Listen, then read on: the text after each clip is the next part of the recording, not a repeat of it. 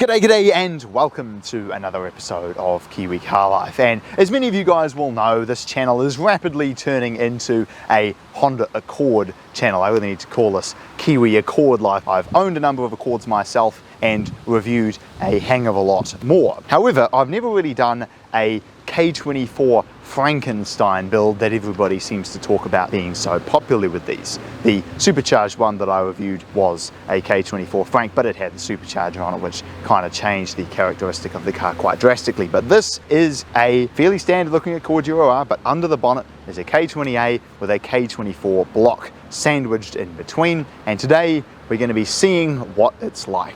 Most of the outside is fairly standard. Obviously has some aftermarket 18-inch wheels. It's lowered on BC Gold coilovers and in the delightful blue color, the same as the one that I have myself with the pre-facelift Accord Euro R body kit on it. It's a very nice looking car. From factory, the Accord Euro Rs came with a red top K20A, the high performance K series engine.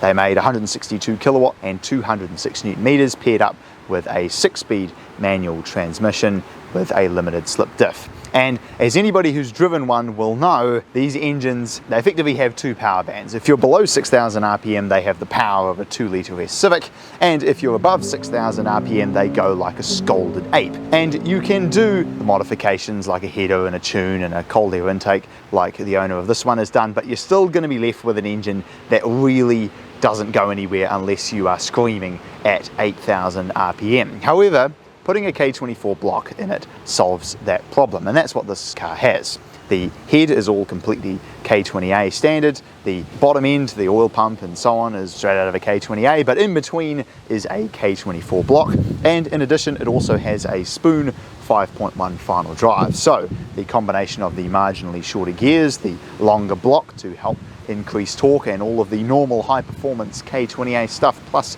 a cold air intake, this is going to go mighty well.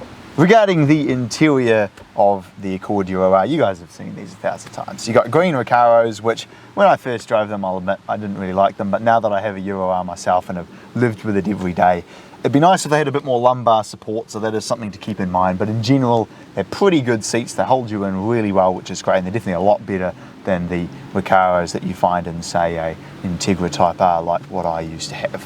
The gauges look fantastic, revs all the way to 8,500 RPM. I love the steering wheel on these. Transmission, as with all Hondas, feels absolutely fantastic. It's going to be interesting when we take this for a drive to see how the 5.1 final drive goes.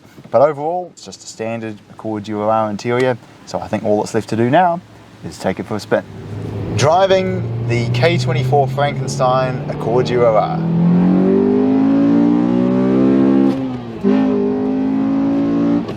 Oh, that's nice. This one's naturally been tuned as well. I think I forgot to mention that previously, and the VTEC comes in at 4,500, and that alone makes such a big difference. Look at this. If I was in fourth gear going 80 Ks in my one, you put your foot down and nothing would happen, but in this, it just goes into VTEC. Oh, it's so nice having the torque. The other thing that's actually really surprised me is now I very much see why people put coilovers on their cars, because it actually rides really not half bad at all. I've been quite impressed by that. It's so nice just having all this extra torque now for around town,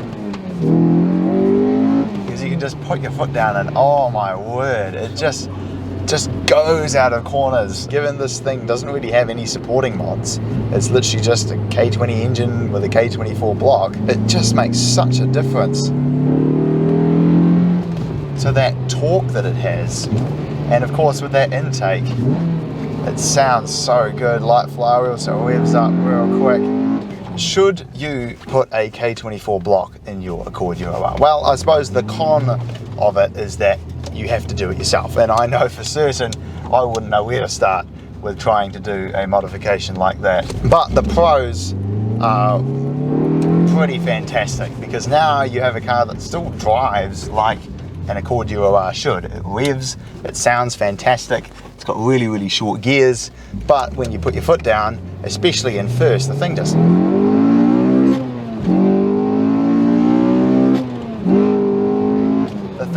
goes, which is absolutely fantastic. And there I really noticed the shorter 5.1 final drive. This is definitely up there as one of the best Accords that I've ever driven, purely from a drivability perspective. Let's go.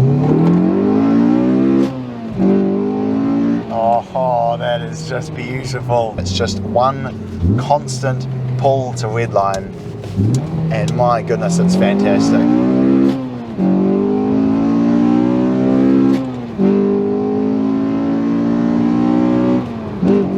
Oh, is that not just one of the best things you have ever seen? Oh yes. So there we go. I know I mentioned the con of having to do it yourself, but who cares about that? Find a mechanic, find somebody who can do this to your Accord Euro R. K24 blocks are so easy to come by. Honestly, just do this.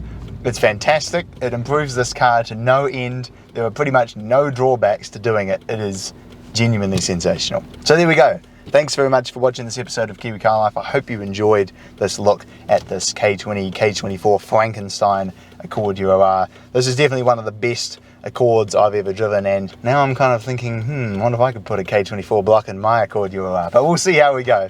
And if you want to see some more videos that I've done with modified Accords, then click on the videos popping up right about now, and I will very much look forward to seeing you again next time.